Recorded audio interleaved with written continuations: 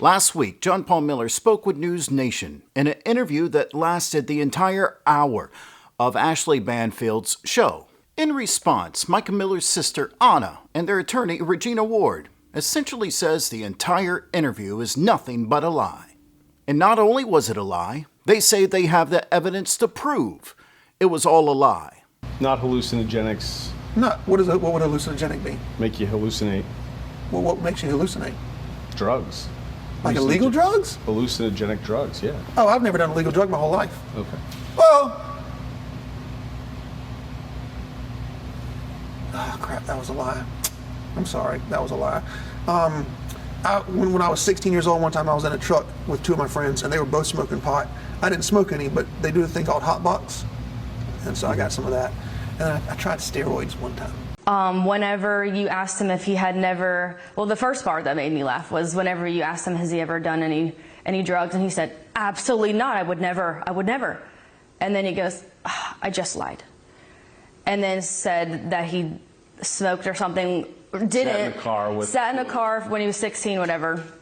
And we know that he had done recreation things as a 40-year-old man in his 40s, late 30s. We know that for a fact. So we can prove that he's done it more than once. And then saying he's done steroids just once, tried it once, that's also, we can prove that he's done that more than once as well. When it comes to the claims that John Paul Miller allegedly abused his wife, Mica, John Paul says he was essentially the best husband for Mica. One thing I have great peace about between me, God, and my wife is that I was the best husband I could possibly be. And if I went to do it over again, I don't think I could have done any better.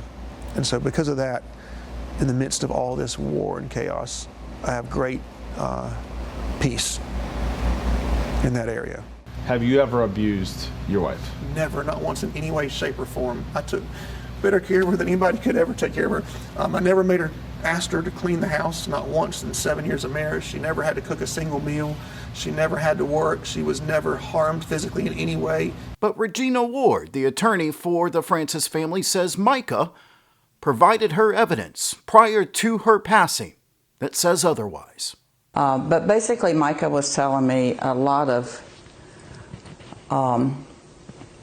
horrendous things that shocked my conscience, and I've been doing this for almost 20 years. Abuse? Yes. What types of abuse?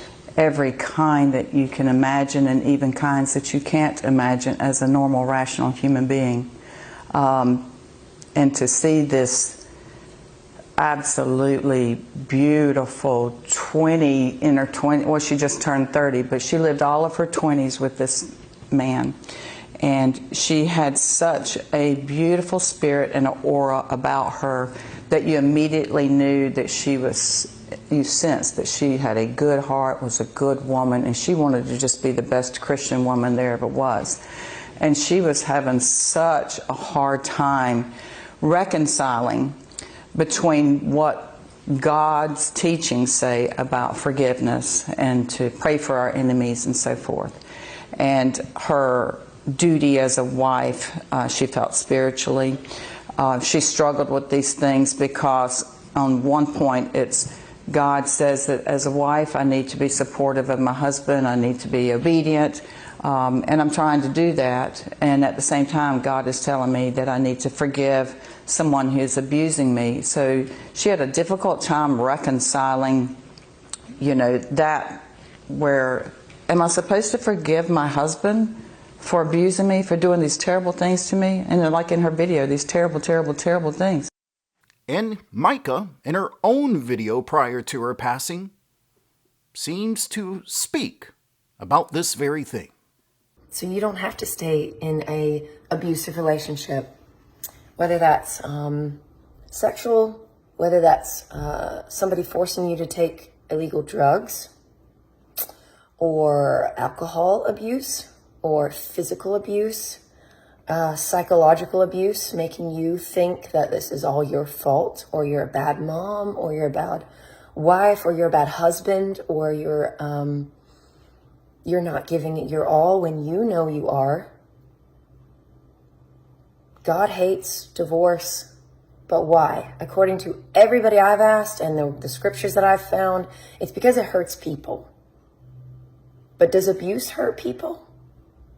But it's not just the Francis family and Regina Ward who says John Paul Miller lied throughout the interview. John Paul Miller himself admits that he lied in the interview. Rich McHugh, the investigative journalist for NewsNation, says he's done thousands of interviews, and this one is the most bizarre he's ever conducted. I've done over 2,000 interviews in my career, and this was easily the craziest interview I've ever been a part of. The energy was like, it was like being on a roller coaster. I didn't know where we were going. Like, I would ask him a simple question and all of a sudden it would elicit a response like we just saw. Now, remember, John Paul Miller has maintained that he put tracking devices on Mica's car to prevent her from purchasing a weapon. So Rich asked, if that was the case, why didn't you stop Mica from purchasing a weapon the day she died? In a letter to Mica, you admitted that you'd hired a private eye and you apologized for slashing her tires and et cetera, et cetera. And I said, why did you stop the private eye?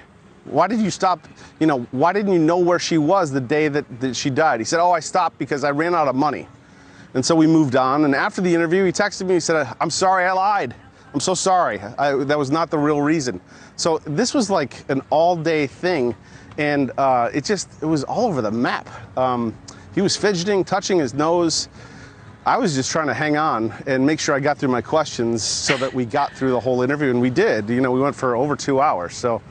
But remember this, in an interview I did with Charlotte Korn, Mica's best friend, Charlotte says she thinks John Paul was tracking Mica moments before she died. According to Charlotte, John Paul called her immediately after church the day after Mica died and said this. What is it that he said to you? Well, I said, yes, sure, I'd like some more details, I suppose. And he said, well, she was supposed to go to work, but instead she went and bought a gun and then drove up to Lumberton. I thought she was coming to see you. And he paused there, and I just said, no, she wasn't. So John Paul said on the day Mica Miller died that he thought she was coming to see you. Yep. And it honestly kind of sent a shiver down my spine because it just sounded like he was watching her. So you believe that moments before Mica died, John Paul Miller was tracking her? That is how it sounded. According to local police, Mica Miller took her own life in a North Carolina state park.